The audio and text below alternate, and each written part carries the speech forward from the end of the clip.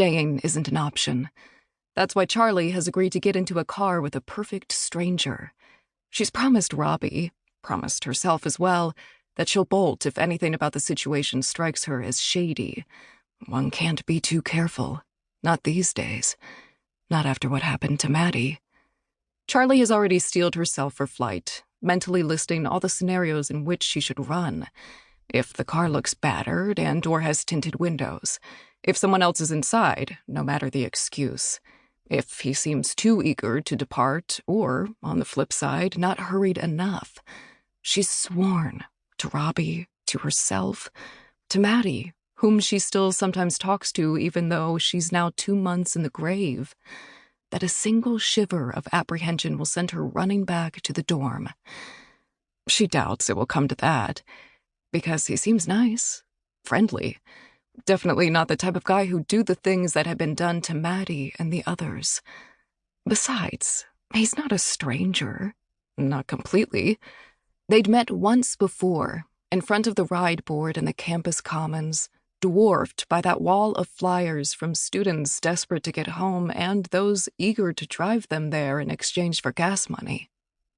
Charlie had just put up her own flyer, carefully printed, her phone number placed on each meticulously cut tab, when he appeared at her side.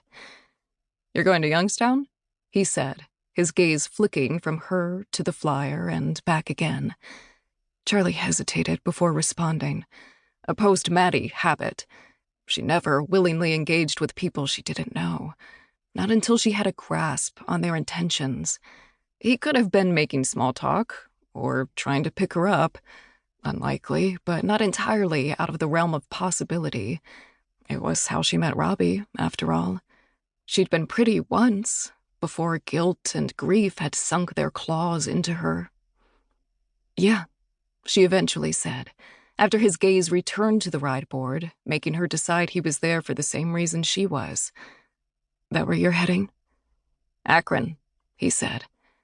Hearing that made Charlie stand at attention. Not quite Youngstown, but close enough. A quick stop on the way to his final destination. "Rider or driver?" she asked. "Driver. Was hoping to find someone willing to split the cost of gas." "I could be that someone," she said, letting him look her over, giving him the chance to decide if she was the type of person he'd want to spend hours alone in a car with. She knew what kind of vibe she gave off. An angry dourness that would have made guys like him tell her to smile more if she hadn't looked like she'd punched them for doing so. Doom and gloom hovered over her like a rain cloud. Charlie studied him right back. He appeared to be a few years older than the typical student, although that could have been a product of his size. He was big, tall, broad-chested, square-jawed. Wearing jeans and an Oliphant University sweatshirt, he looked, Charlie thought, like the hero of a 40s campus comedy, or the villain in an 80s one. She assumed he was a grad student like Robbie, one of those people who got a taste for college life and decided they never wanted to leave. But he had nice hair, something Charlie still noticed even though she'd let her own grow limp and scraggly. Great smile, too, which he flashed when he said, "Possibly. When were you looking to leave?" Charlie gestured to her flyer, and the 4 letters placed all caps in the dead center of the page. ASAP. He tore a tab from the bottom of the flyer, leaving a gap that brought to Charlie's mind a missing tooth.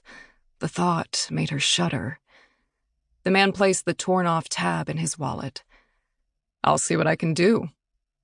Charlie hadn't expected a response. It was the middle of the week, in the middle of November, with Thanksgiving just 10 days away. No one was looking to leave campus then. No one but her. But that night, her phone rang, and a vaguely familiar voice on the other end said, "Hi, it's Josh, from the ride board." Charlie, who'd been sitting in her dorm staring at the half of room that had once been filled with all things Maddie, but now sat lifeless and bare, amused herself by responding, "Hi, Josh from the ride board." "Hi." Josh paused, no doubt checking the paper tab in his hand for the name of the girl he was calling. "Charlie. I just wanted to tell you that I can leave tomorrow, but it won't be until late, 9 o'clock. If you want, there's a space in the passenger seat with your name on it. I'll take it. And that was that.